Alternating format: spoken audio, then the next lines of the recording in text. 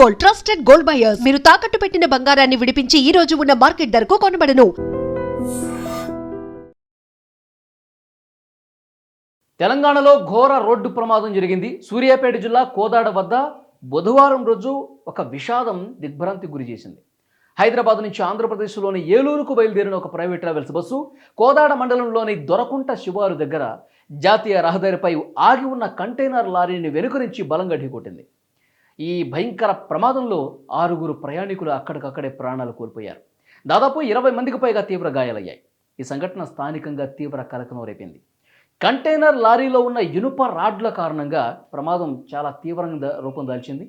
లారీలో పరిమితికి మించి ఎలాంటి భద్రతా చర్యలు లేకుండా లోడ్ చేసినటువంటి ఇనుప రాడ్లు ఈ ఘోరానికి ప్రధాన కారణమయ్యాయి. బస్సు లారీని వెనక నుంచి ఢీ కొట్టడంతో దీని తీవ్రత ఎక్కువగా ఉంది. భారీ స్థాయిలో ఉన్న ఆ ఇనుప రాడ్లు బస్సు ముందు భాగం అద్దాలను పగలగొట్టుకుని లోపలికి అత్యంత వేగంగా దూసుకెళ్లాయి. అప్పటికే ప్రయాణికులంతా గాఢ నిద్రలో ఉన్నారు. ఈ ఘటన జరగడంతో వాళ్ళు కనీసం తేరుకునే అవకాశం కూడా లేకుండా పోయింది. కళ్ళు తెరిచి చూసేలోపే ఇనుప రాడ్లు వారి శరీరాల్లోకి ప్రాణాంతక ఆయుధాలా చొచ్చుకుని పోయాయి. మొత్తం ప్రమాదాన్ని పూర్తిగా గమనిస్తే ఒక విషయం అర్థమవుతోంది. ఆ లారీలో గనక ఇనుప రాడ్లు లేకుండా ఉంటే, లేదా వాటిని సరైన పద్ధతిలో అమర్చి ఉంటే ఇంత ప్రాణ నష్టం జరిగి ఉండేది కాదు. కేవలం బస్సు ముందు భాగం మాత్రమే దెబ్బతిని ఉండేది. కేవలం ఇనుప రాడ్లు ఈటెల్లా బస్సును చీల్చుకుంటూ లోపలికి రావటం వల్లే ఇంతటి ఘోర విషాదం జరిగిందని ఇక్కడ ఉన్న స్థానికులు, పోలీసులు కూడా ఆవేదన వ్యక్తం చేశారు. ప్రమాదం జరిగిన సమయంలో ఈ ప్రైవేట్ ట్రావెల్స్ బస్సులో మొత్తం 42 మంది ప్రయాణికులు ఉన్నారు.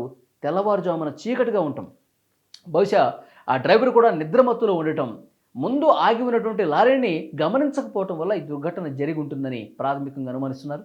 ప్రమాదం గురించి తెలుసుకున్నటువంటి వెంటనే కోదాడ పోలీసులు, జాతీయ రహదారి భద్రతా సిబ్బంది హుటాహుటిన అక్కడికి వెళ్లారు. బస్సులో ఇరుక్కుపోయిన వాళ్ళని, ముఖ్యంగా ఇనుప రాడ్ల మధ్య చిక్కుకున్న మృతదేహాలను బయటకు తీసేందుకు పోలీసులు గ్యాస్ కట్టర్లను ఉపయోగించారంటే ఎంత తీవ్రంగా అక్కడ పరిస్థితుందో అర్థమవుతుంది. గాయపడిన 20 మంది ప్రయాణికులను వెంటనే అంబులెన్స్ ద్వారా కోదాడలోని ఆసుపత్రికి తీసుకెళ్లారు. అక్కడ వాళ్ళకి అత్యవసర చికిత్స అందిస్తున్నారు. కొందరి పరిస్థితి అయితే విషమంగా ఉన్నట్టుగా వైద్యులు చెప్తున్నారు.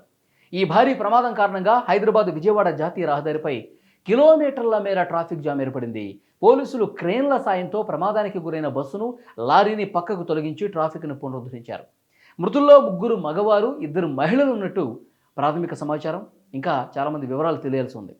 బస్సులో ప్రయాణించిన వంశీ అనే కుర్రాడు త్రుటిలో ప్రమాదం నుంచి బయటపడ్డాడు. బస్సు వెనకలో కూర్చోవడంతో ఆయనకు స్వల్పంగా గాయాలయ్యాయి. హాస్పిటల్లో మాట్లాడాడు వంశీ. తాను రాఖీ పండుగకు తమ అక్క ఇంటికి వెళుతున్నానని, ఒక ఇనుపరాడ్డు నా ముఖం దగ్గరకు వచ్చి ఆగిపోయిందని చెప్పాడు. తాను త్రుటిలో ప్రాణాలతో బయటపడ్డట్టుగా చెప్పాడు. తాను వెనక సీట్లలో కూర్చున్నందున సురక్షితంగా బయటపడ్డాడని అతను చెప్పాడు.